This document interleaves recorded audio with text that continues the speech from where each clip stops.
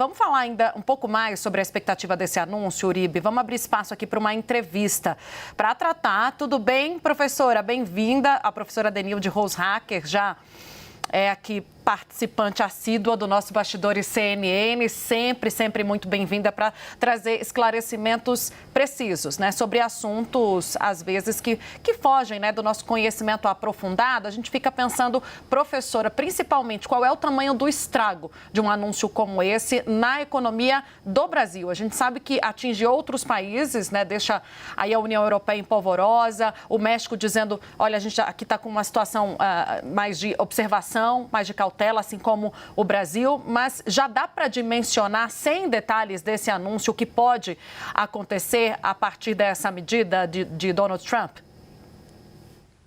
Bom, boa tarde, Tainá, boa tarde, Uribe, um prazer estar aqui com vocês novamente.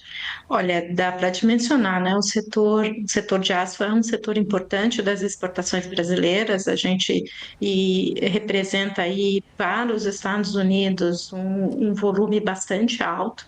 Então, qualquer ação de tarifas, de sobretaxas ou até ampliação aí de diminuição de cotas de exportação nessa área tem impacto no setor, né? E o setor industrial é bastante afetado nas relações com os Estados Unidos. Então agora a gente precisa saber qual vai ser o volume de tarifas que vai ser de fato implementado.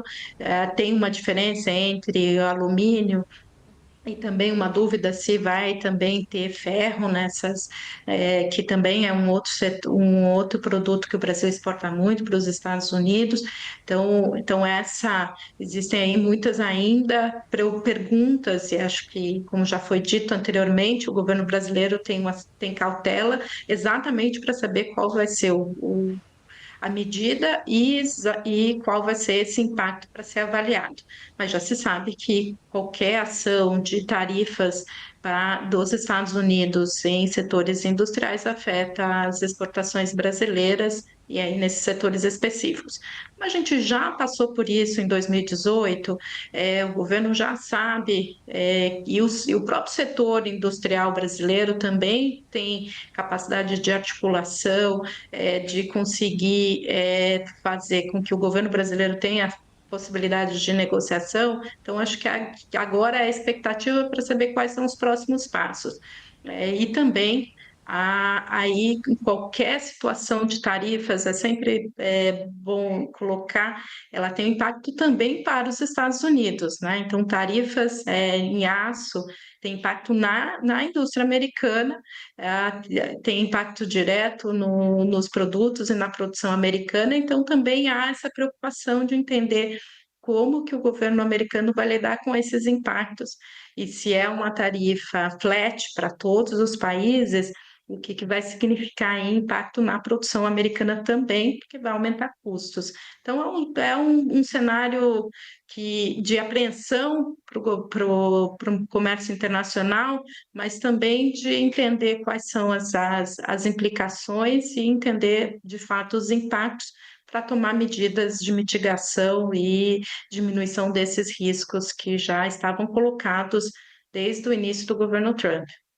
Essa estratégia, né, professora, de Donald Trump de self-made man, de abrir canal de diálogo, fazer ameaças, depois recuar, é uma oportunidade para alguns canais serem abertos. Um deles com a Cláudia Sheinbaum, que Donald Trump ameaçou tanto o México, depois adiou o tarifaço e aí fez elogios públicos a ela, dizendo ela fala inglês, isso é ótimo, pelo menos alguém, uma autoridade estrangeira que fala a mesma língua que eu.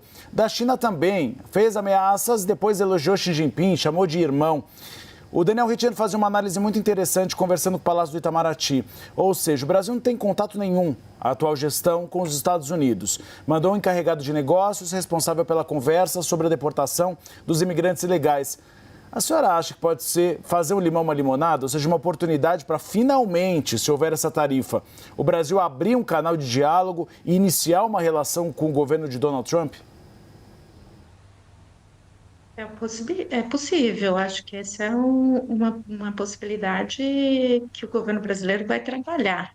Eu acho que aqui a gente sempre tem que olhar também o Trump, ele reage a Cláudia Sheinbaum e tanto o Xi Jinping. Se a gente olhar qual foi a postura deles, foi a postura de ela mesmo antes dele ter assumido o governo, quando ele começou a fazer ameaças, ela se posicionou de forma muito contundente, né? O Xi Jinping não fez nenhuma declaração no estilo muito chinês, mas tomou medidas muito contundentes frente às ameaças. Então, o Trump ele tem um certo posição de respeito quando ele percebe que o seu opositor tem também capacidade de ação e não tem nenhuma posição de temê-lo, né? Então, acho que é também uma característica que a gente tem que entender aí como ele reage. Então, ele faz ameaças, mas quando o outro também reage às ameaças, ele sempre dá um passo para trás. Porque exatamente ele também não quer grandes custos internos. Né? Se a gente olhar as medidas, algumas das medidas, ele dá um passo para trás, porque entende que se de repente pode ter custos muito grandes internos no momento em que também há uma preocupação sobre os impactos, principalmente econômicos. De outro lado, para o Brasil, pode abrir uma oportunidade de diálogo.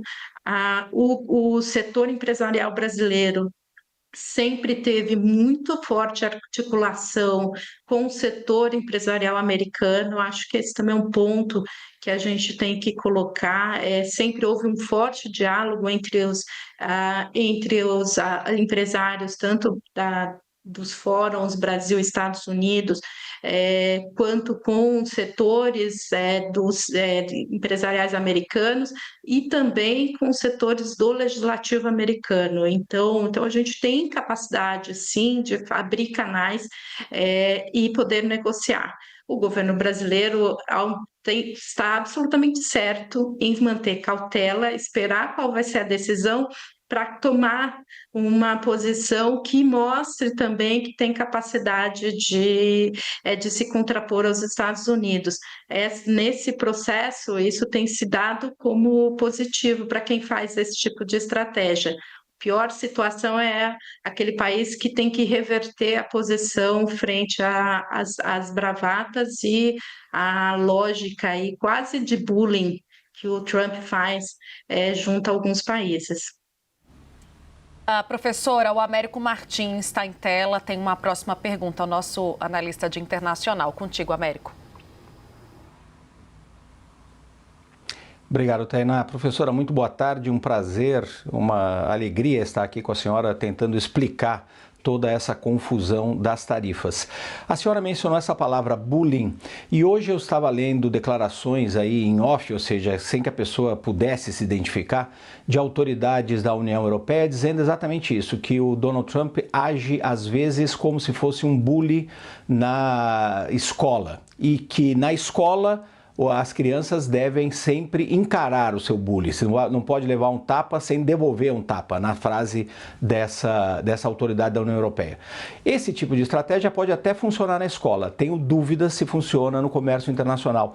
Mas a grande questão é a seguinte, isso se aplica a países como o Brasil, grandes países em desenvolvimento, que não têm o poderio da China, por exemplo, para reagir ao fortão dos Estados Unidos na mesma pegada. Qual é a alternativa? Ok, queremos negociar com os Estados Unidos, mas o que temos a oferecer? Qual é a alternativa para enfrentar esse poderio americano? Boa tarde, Américo. Um prazer falar contigo. Olha, a gente sempre tem capacidade de ação, né? O Brasil é uma potência média, mas a gente tem possibilidade aí de fazer ações que não têm o mesmo impacto de peso que uma ação chinesa tem em comércio, né? A gente representa muito pouco em termos de comércio mundial, mas somos uma das maiores economias do mundo, então, e temos uma posição de barganha com os Estados Unidos por ter um estoque de investimento alto aqui no Brasil de empresas americanas e também os Estados Unidos têm uma relação comercial positiva com o Brasil. Então, a gente pode seguir os mesmos passos que a União Europeia, que você relatou anteriormente, olhar quais são os setores que a gente pode aplicar tarifas com relação aos Estados Unidos, mesmo que isso possa ter impacto para o Brasil, como também uma ação que tem sido utilizada pela China, que foi utilizada pelo Canadá e que vai ser provavelmente uma das ações da União Europeia, que é taxar as Big Techs, né? Então, que tem aí também um impacto importante para empresas, para um setor que os Estados Unidos, e que hoje é um aliado importante do próprio Trump. Então, a gente tem recursos mais limitados de ação, mas temos recursos também. Eu acho que para o Brasil, a gente tem uma estratégia de política externa de sempre diversificar nossas dependências. Então, o que acontece em casos como esse de ter uma situação de ter alguém que tem uma política agressiva e age como quase nessa lógica do valentão na escola, como você colocou, Américo, ela tem a buscar alternativas e buscar outros parceiros, acaba sendo uma estratégia também que o governo brasileiro utiliza. Então, o comércio com a China, o comércio nos BRICS, buscar aumentar nosso comércio com os europeus. Inclusive, isso pode ser um movimento que o governo brasileiro e a União Europeia pode tomar, que de fato, implementar o acordo União Europeia-Mercosul. Então, buscar alternativas vai ser aí uma estratégia, não só do Brasil, como vai ser do México, como vai ser do Canadá, como vai ser da própria União Europeia também.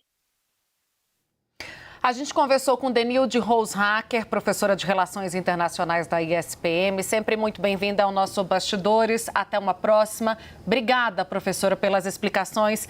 Ficamos agora no aguardo do detalhamento dessa medida. Depois a gente volta a conversar.